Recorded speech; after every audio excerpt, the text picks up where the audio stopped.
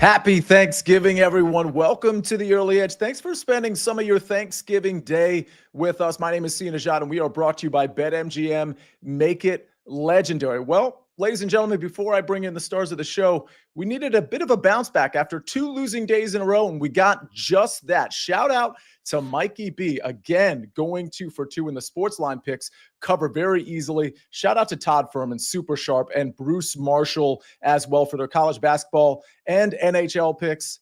But ladies and gentlemen, we got to move forward. We can't rest on 6-2, especially after a couple losing days before that. Let's bring in the stars of the show because we got more winning to do with Mike McClure, Larry Hartstein, Propstarz, and Berg Bets. Bob is with us today. He's got a lot of NFL takes, but he's certainly got some college basketball for you today as well. Proppy, I got to start with you. This has been advertised as one of the best Thanksgiving slates that we've ever had. Your thoughts going into this 3-game slate?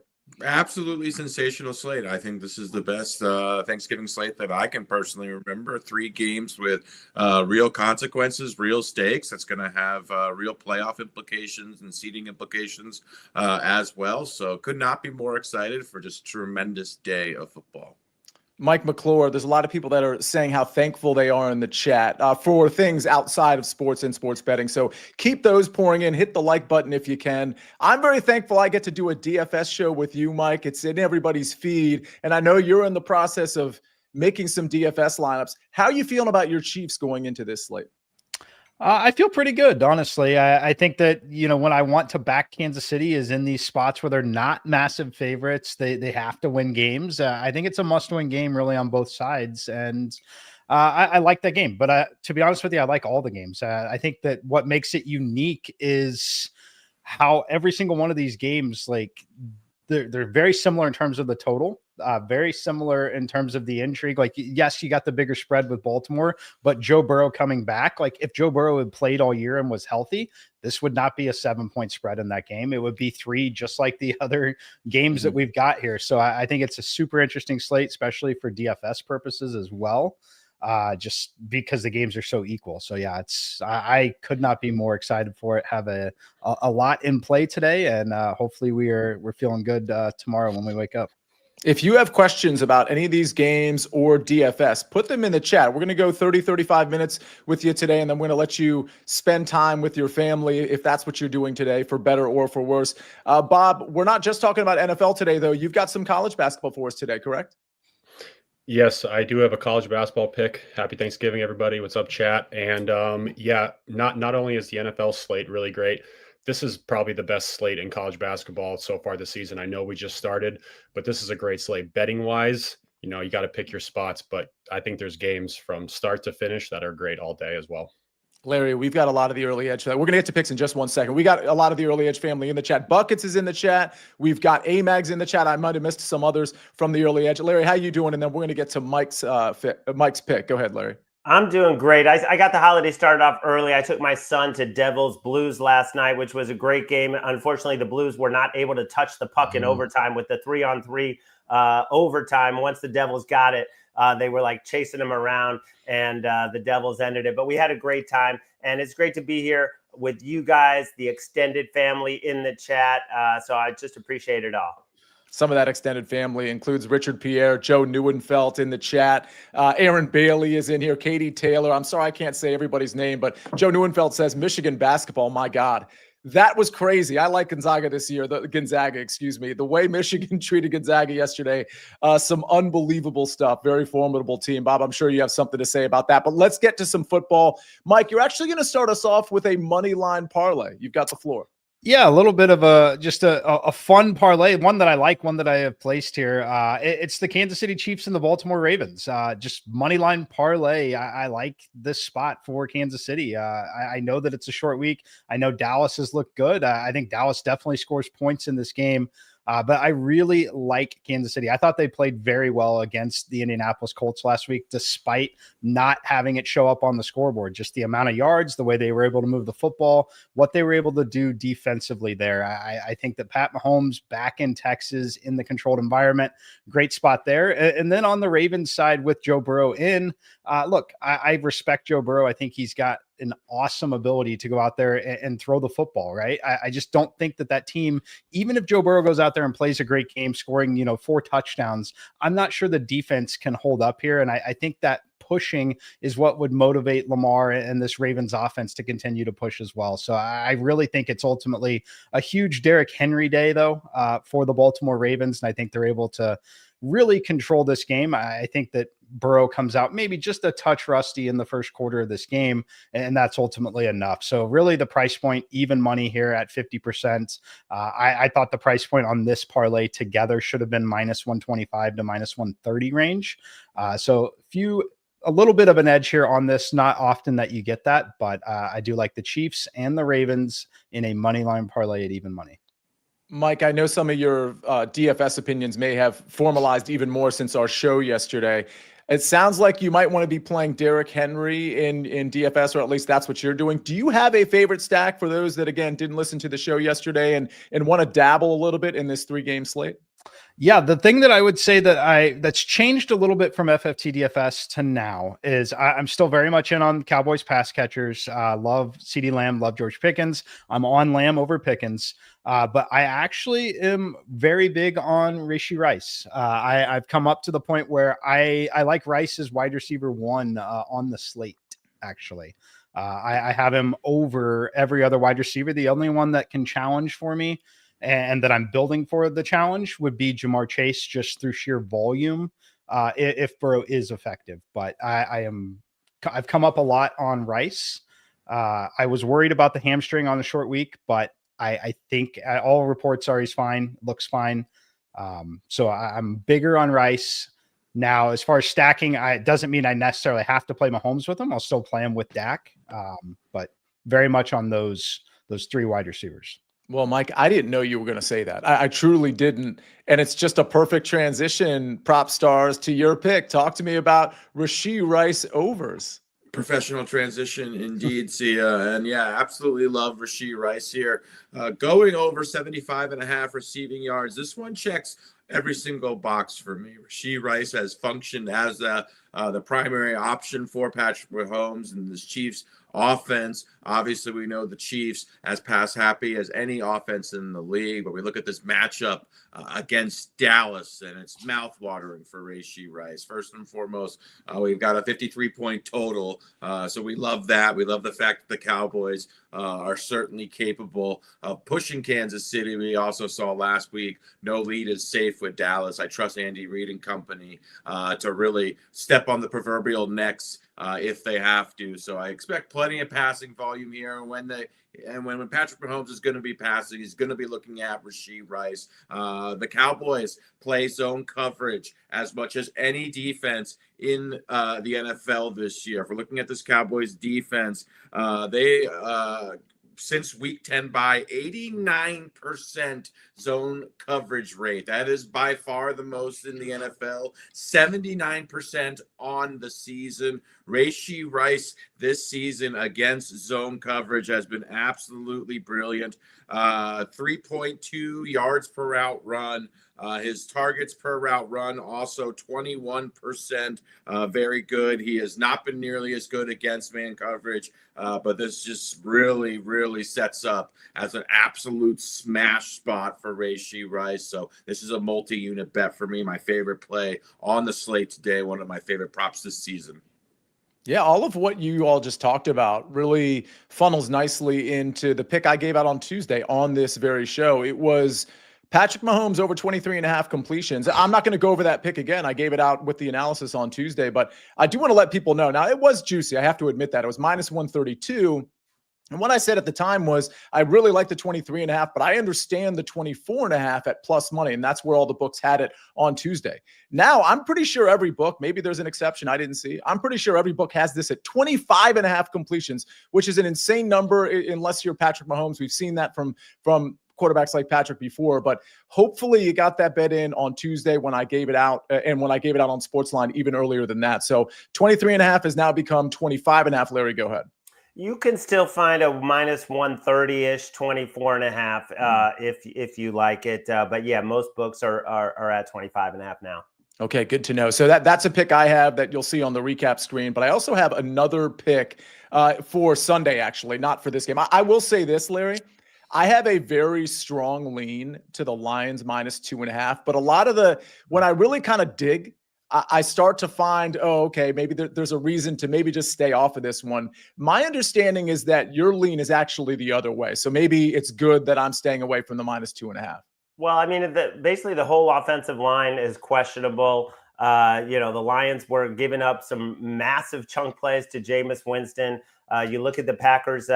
What I look at is the last 6 times they've lost a game dating to the middle of last season, it's been by 2 or 3 points. They obviously went into Detroit a couple years ago and won. Last year, it was a 3-point game. I'm kind of not happy that Josh Jacobs is back for the Packers because I liked what Wilson was doing, and I hope they don't give him too many, early down unsuccessful runs that put them in bad spots. I think the way to attack the Lions is what the Giants did, which is to throw the ball. So I do expect the Packers to be right in this to the end and possibly win outright. I'll say this. I lean to the under in this game because I think both offenses have some issues. We've seen Jordan Love have issues since basically week 8. He hasn't been very good.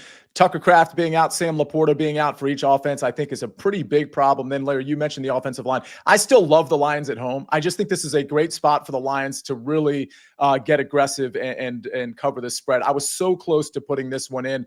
Propstars, go ahead. You have a take on this? I do have a take. Also wanted to ask the chat if anyone knows if Matthew Golden is active because here we go. Very good for Larry here, going over 725 receiving yards on the season. So I might pay this off so I don't have to hear this about I know the next 6 weeks. Give him a buyout for like 95% of the bet. Mike, do you have a take? And then Bob, I'm going to go to you. I know you have a take on the Cowboys game, but Mike, do you have a take on this first game in terms of the spread or the total? Yeah, I would play Green Bay at 3, 2.5. I probably would not. Still lean there though. I made this a lot closer to a pick'em. I have some concerns about the offensive line for Detroit, just that pass rush in general for the Green Bay Packers. And I still think that Jordan Love is someone that can have success and find success. And where I think it could come would be in a higher scoring environment like this, in a controlled environment in the Dome in Detroit. So I lean. The computer makes it an absolute pick. I'm like true coin flip, obvious play at 3. I typed in the chat. That's a strong lean that way. It doesn't feel great. Like it doesn't feel great making that click. But if you said I had to play this game, I would play the Packers side. Fair enough. Bob, I don't know if you have a take on this game. I know you have a college basketball pick to give out in a second, but again, I feel like both offenses are actually going to play pretty conservatively. I do like Christian Watson's over. I'll throw that out there, but I think we're going to see a lot of conservative offense, at least in terms of the play calling, with a lot of runs and just feeling out process, especially early. Bob, any take on this first game? Yeah, I was actually looking up Matthew Golden since Proppy said that. I don't see anything on Twitter yet or anybody any news for that. The only thing I would say, I would have a slight lean to the Packers. But that's an inside joke, Bob, on the bet that Proppy has with Larry. So you're just rubbing salt in the wound at this point. He's questionable. I was trying to just get some good information, but some would say the draft pick was questionable. Yeah. Anyway, there you go. On that note, I will just say that the Giants should have beat the Lions last week. I love that Larry shouted out the Giants. That'll be my take. I lean the Packers just solely on the defense. The Lions, I think, are 2-4 against the spread in their last 6. So I technically lean to the Packers and their defense. Yeah, the only pushback I'll give about the Giants game is the Giants could have easily beat the Packers 2 weeks ago too. I mean, the Packers had to they took the lead with 4 minutes left in that game. So Packers having some issues for sure. Let's get to. I want to talk about. I didn't know about the inside joke. I'll throw it out there. There's people in the chat that didn't know about. I had no clue. Joke. I had no clue. I'm sorry.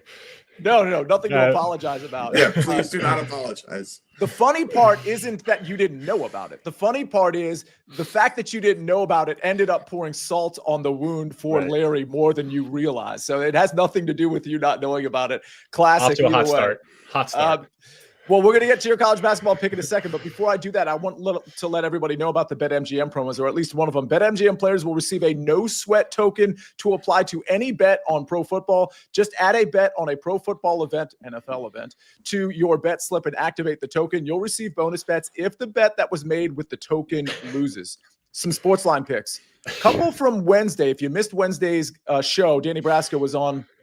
He likes the Chiefs -3. Obviously, that's pretty consistent with Mike's money line parlay. Bengals Ravens under 52 is also from Danny Brasco. And Jahmyr Gibbs over 34.5 receiving yards. You're going to hear a little bit more about this later in the show. But Jahmyr Gibbs over 34.5 receiving yards, -114. That one from Meg Shout. All right, we got to get to a break. Then we're going to do some college basketball with Bob. And then we're going to kick it right back to the NFL. It's all coming up right after this message from our partners. When you need your sports news all the time, we've got breaking news to bring to you. CBS Sports HQ gives you a snapshot of all the sports that matter to you. When you need your sports in a snap, find it on CBS Sports HQ, streaming free anywhere you are. We're back on the Early Edge, brought to you by BetMGM. Make it legendary. Kev the Grad says, happy Thanksgiving from a Canadian SportsLine member. I took every Thanksgiving off to spend with my dad watching NFL. Cheers, folks. A lot of messages like that in the chat. We very much appreciate it. All right. We got some college basketball questions too, Bob, which we're going to end up getting to before we close the show. But you have an official pick, and it involves Santa Clara. Yeah, I'm going to go to Santa Clara and St. Louis tonight at 7. Both teams undefeated. This is a neutral court gaming in California, kind of like a semi-home game for Santa Clara. But every game that St. Louis has played so far has been at home. They also have the 7th weakest schedule, with their toughest opponent being Grand Canyon, and they won by 14 at home. However, Santa Clara is more battle-tested than St. Louis. They played the tougher schedule. Even though it was a neutral court game, they've had one road game with a blew out Xavier a couple weeks ago. The Billikens are currently the fastest team in the country, averaging a length of 13 seconds per possession, even faster than IUPUI. I'm not going to call them IU Indiana because it's IUPUI. And they're third in efficiency of inside the arc on offense. However, despite their easy struggles, I mean, their easy schedule, they've really struggled with turnovers, and Santa Clara can exploit that because their defense is very aggressive. The Broncos are also very deep. They have a 9-man rotation with 7 players averaging over 20 minutes per game. They match up very well. They have the 7-footer that plays, I think, around like 15 to 20 minutes per game that can match up with Kareem Abdul-Jabbar, with Robbie Avila inside. If they could create those transitions, transition turnovers, they can get out in transition, easy buckets. Currently, I played it at +2.5. However, that line is gone now on Caesars. I see 1.5s across the entire board. I would either play 1.5 or I would just sprinkle on the money line because the Broncos are the better team in this matchup right now. Propstarz, I got a question for you. Give me an NBA Hall of Famer that went to Santa Clara. Oof. NBA okay, Hall of Famer. Bob, go ahead. Steve Nash. There you go. I was going to leave that for the chat, but okay. Larry, you knew that one too? Yeah. Come on. All right. All right. He says, come on, all condescendingly, Propstarz, because he's bitter about the Matthew Golden bet. We know what's going on here, Larry. It's okay. We always lose. Everybody loses bets to Propstarz. All right, let's talk about some more picks here. First of all, let me look at the chat real quick as you see my eyes bouncing around, because I could have sworn – I'm not sure. Dweezy Dub, you have a question about Furman money line, but it's, again, I don't know if Berg bets. Bob, do you know who Furman is playing tonight or what the spread is? First game right now. They play Richmond. Furman is not good right now. They have a good program overall, but their defense is so bad. They can't guard anybody inside the arc. Richmond is the better team on both sides of the ball. Sometimes I don't like these neutral court games because you can't really get you know who the better team is, but the odds makers are making the lines almost like a pick 'em. What actually is that line? I have it up right here really quick. It is Furman +4 right now on Caesars. That's the best line. You could also get Richmond -3.5. I would lean Richmond. Richmond's just a better overall team. I like it. I like that analysis. And Dweezy Dub, appreciate the question. But if you could, I know it seems simple, like we should know all the games, but I certainly don't as the host necessarily. So if you could put who the team is up against and maybe even what the juice is or what it is with respect to the money line or the spread, that's always super helpful. And that goes out to everybody in the chat. Berg, do you like Creighton plus 1.5 today? That's a game that I just completely didn't even look at. Oregon's offense is so bad right now. They have these high expectations. I thought Oregon was going to be a lot better. Yes, it's a very long season. They could progress, but their offense is not something that I want to back right now. Creighton, they're still figuring out their identity. If anything, I would play an under. That might not be popular at all, because even though how bad these offenses are, they could get out in transition. I would still play an under with how inconsistent the Oregon offense is. And Brandon Mitchell is just joining us. Brandon, thanks for joining. Hit the like button if you could. He says, just joined. Did you all talk about UNC versus Michigan State yet? Berg, any thoughts on that? I was answering some people in the Discord about this. I have a heavy lean. I might get there with UNC. I just think UNC is the more physical team. They are bigger down low. They can protect the rim. They can match Michigan State's pace with wanting to get out in transition. But I just think overall talent wise, I think UNC has the edge here this year. One more college basketball question for now. Jeff Stenberg says Providence money line. He says it's plus 200. It's actually plus 225 in some places. They're 6.5-point dogs, and they're playing Wisconsin. Any thoughts on that game, Bob?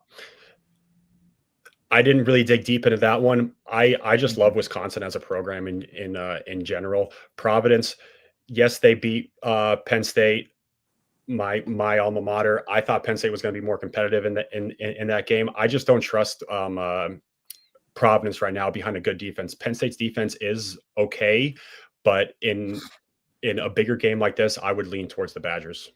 One of the best producers right up there with Ben in the CBS Sports world, Josh Mullinex is in the chat. He says, Turkey Day, best bets show is tippable, gentlemen. Love that thought. Josh, thanks for joining us today. See you very soon. Mike, go ahead. On the North Carolina Michigan State game, I have a lean with Bob as well on North Carolina. You can catch them plus 1.5. I make them a minus 1.5, but perhaps more rare, as many know, I mostly end up on unders in college basketball.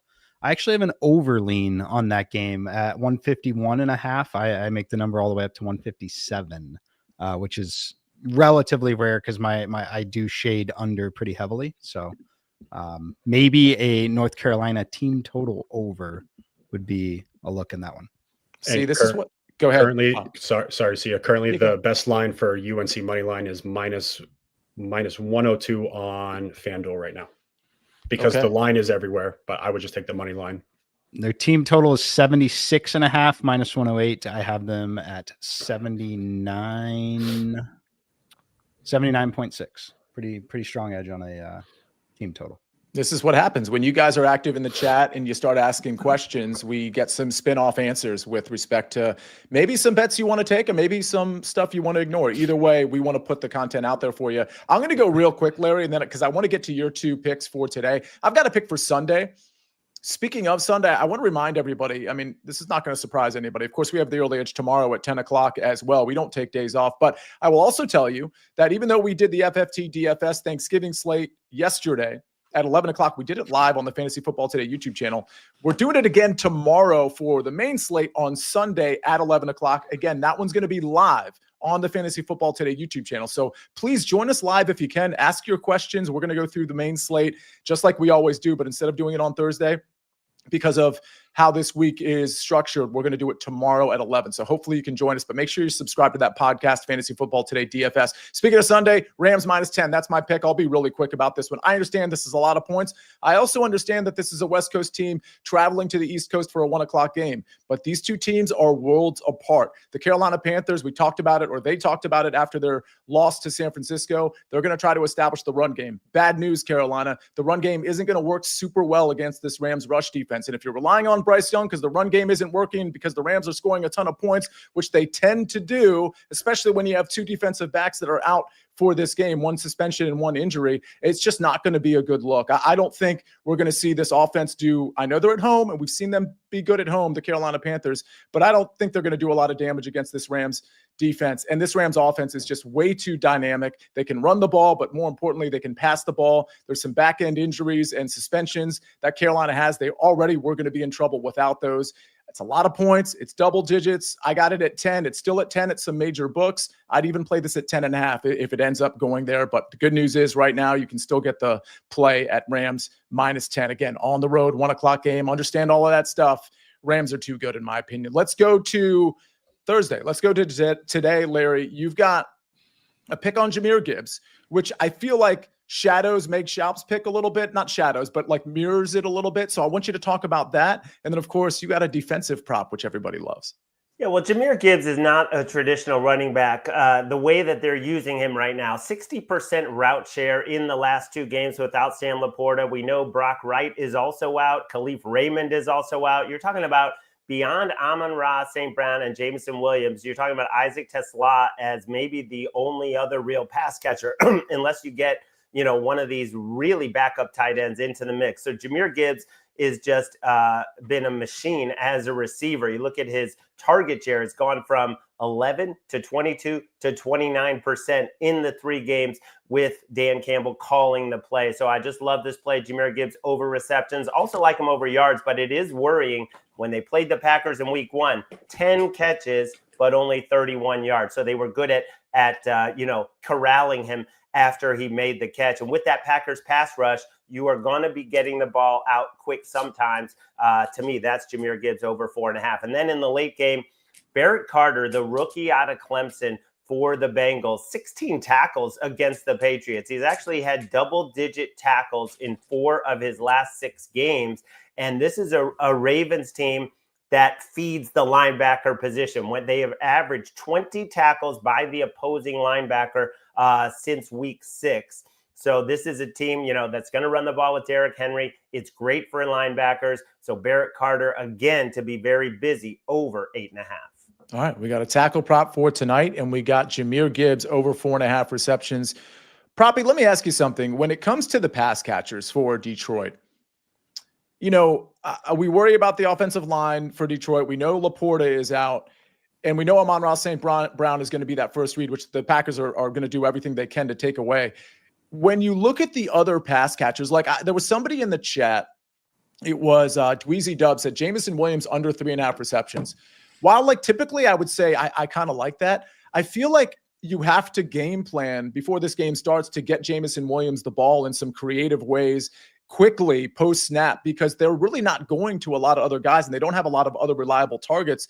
I feel like last week's 0 catch performance is going to prompt them to really try to get him the ball early. Any thoughts on that or on Jahmyr Gibbs in this game? Yeah, I tend to agree. I mean, with the pass catchers depleted, they have a pretty clear funnel of targets, and I do think Jameson Williams here. He is a little boom bust, though, but yeah. I do think they'll utilize him in the short area passing game, despite being this deep threat that really like to take advantage of him in screens and throw the ball to him close to the line of scrimmage. So I think there'll be some design plays for him. If I was going to fade him, it would not be his receptions, actually. So, yeah, I think there will be some volume there for him. Again, and outside of Amon-Ra St. Brown, it's going to be, pretty much funneled targets between Jahmyr Gibbs and Amon-Ra St. Brown, who, as Gibbs is one of those rare running backs who's capable of being a real positive in the receiving game. He's an exceptional receiver out of the backfield. Yeah, I don't mind looking at, and I'm not looking at it right now, but Jameson Williams rushing and receiving, he'll usually have a line for that. I don't mind looking at that because, again, I think they try to get him involved in a lot of dynamic ways in a reverse, a pitch pass, anything like that, which, of course, would count as a pass, or a reception. I like Jameson Williams getting involved. I'll play him a little bit, certainly in DFS as well. Walter Rogers, was it? He says, any first touchdown picks for today's game, guys? Well, that's a good question. Ben, do we have first touchdown picks? I believe the answer is yes. Speaking of backup pass catchers for the Detroit Lions, and again, we could pick any game here. No Sam Laporta, no Brock Wright. I do feel like if you're the Lions, I understand the personnel groupings might be different. Might see a lot more 11 personnel, but I do feel like you got to utilize the tight end because that's what Goff likes to do. And I think Ross Dwelley, he's just going to be in there. We've seen Ross Dwelley do well before, maybe not with the Lions, but with the Shanahans. And I just, again, at 40-1, the classic backup tight end to score the first touchdown. I think the more conservative play would be Jameson Williams. I kind of like him as a first touchdown scorer, but I'm going to Ross Dwelly. Larry, I know you like Christian Watson, and I like him too, but it looked like you had a smile on your face when I went Ross Dwelly. Well, yeah, no, because that was a smart, sharp pick by you, and also I was smiling because somebody was taking another shot regarding Matthew Golden in the chat. Speaking of the the Packers receiving core without Tucker Kraft, we know that Jaden Reed is not back. We're all eagerly anticipating whether Matthew Golden is going to be active to run that cardio. But Christian Watson is a guy who destroys man coverage. He's big, and the Lions play a ton of man coverage. I agree with you. This should be a good game for Christian Watson, and why not a TD, the first TD? All right, Mike McClure, talk to me about a guy that I'm also playing a little bit in DFS, Travis Kelce at plus 850. Yeah, we mentioned it. Proppy mentioned it a little bit with Rashee Rice against zone coverage. That's where I think Travis Kelce can still be impactful at this point in his career. It's really what he's done a lot of his career, right? Is he's basically not run specific routes, but just basically feel the defense, find a spot, and he's got a quarterback with intelligence that hits him, right? Where he struggled has been against great man coverage because he doesn't have the ability to separate anymore. So I like Travis Kelce in this spot. I also like the red zone packages they're using. When you look at, if you got Patrick Mahomes in DFS or season long, you're probably frustrated, but they get first, second, third, and goal at the 3. And all of a sudden we're running a direct snap to Travis Kelce with an RPO essentially to potentially hand off to Rashee Rice or run it in himself. And we saw it last week in that game against the Colts. He had a rushing touchdown that was called back. I still think that Travis Kelce is a massive threat against zone and a massive threat in the red zone. Propstars, you like Javonte Williams in this second game at plus 600. I'd like you to comment quickly on, after you give out the first touchdown, on whether you think Javonte Williams is going to have success in any real way over 4 quarters against this Kansas City rush defense. Yeah, Javonte Williams here. I was shocked at this number, actually. I think it should be significantly shorter. Javonte Williams has been the guy for Dallas, 9 touchdowns on the season, been very effective. He's really having a great season in the Cowboys backfield, and he's playing in an exceptional offense, obviously. Benefits from, great quarterback play as well. So in a game with a 53-point total or 52 points and a half, and a guy who's going to be the guy to get pretty much every carry and look in the Dallas backfield, I think it's a good number. As far as his success in this game, I think it kind of depends on the Chiefs, how they decide to play Dallas. I do think that they're likely going to focus on slowing down the 2 receivers and Dak versus really making a concerted effort to slow down Javonte. So last week, obviously, holding Jonathan Taylor to 52 rushing yards, the second lowest total of the season. I anticipated that coming in. I anticipated that being the focal point of the game plan. I do think the focal point today will be slowing down George Pickens and CeeDee Lamb, who have been absolutely fantastic. So I think if that's the case, we'll see Javonte have some success on the ground. And Bob, you like a tight end for the Ravens. I think, Isaiah Likely is a guy that's probably going to be somewhat popular in DFS because he's so cheap. And I think, people look at his overs a little bit, but in terms of the touchdown makers, it's usually Mark Andrews there. Yeah, Larry pointed it out, and Scott 68-45 said Bengals are terrible against tight ends, so that's what I'm going with. Bengals are allowing 32.7 points per game. They've given up a league's worst 26 passing touchdowns. They have been the worst against tight ends, giving up 13 touchdowns in that position. No other team has more than 7. Mark Andrews has 6 touchdowns on the season, including 1 in 3 of his last 4 games. So Bengals not good against tight ends. Give me Mark Andrews. All right, Mark Andrews. Ladies and gentlemen, I think that's going to do it. We want to get this show over so you can get with your family, again, for better or for worse. Let's take a look at the recap screen before we get everybody out of here. So I'm on the Rams -10. This is a pick on Sunday. And from Tuesday, I've got Patrick Mahomes over 23.5 completions. Again, it's at 25.5. And if you're wondering, no, I wouldn't take it at 25.5. That's just a little too high for me. Chiefs money line plus Ravens money line, even money. That one from Mike McClure. And then Larry Hartstein, Jahmyr Gibbs over 4.5 receptions, -114. And Barrett Derek Carter over 8.5 tackles and assists at -120. Rashee Rice over 75.5 receiving yards, -115 from Propstarz. And Bob goes with Santa Clara +2 at -110. Some picks from earlier this week were from Danny Brasco, and we've got one from Meg Schaub as well. Chiefs -3 at -113. Bengals Ravens under 52 -110. Those from Basco. And Jahmyr Gibbs over 34.5 receiving yards, -114 from Meg Schaub. What a show. Ladies and gentlemen, we got a lot of people in here. Thank you for watching the show. Thank you for hitting the like button. Thanks for being with us every day, including holidays like this. We are so happy and grateful that we get to spend that time with you as well. We'll be back here tomorrow at 10 o'clock on Friday for the Early Edge FFT DFS. After that at 11 o'clock, the programming never stops. Bob, Larry, Mike, Proppy, Buckets, A-Mags, everybody else in the chat, thank you so much for being here. Have a very happy Thanksgiving. And for now, we rest our case.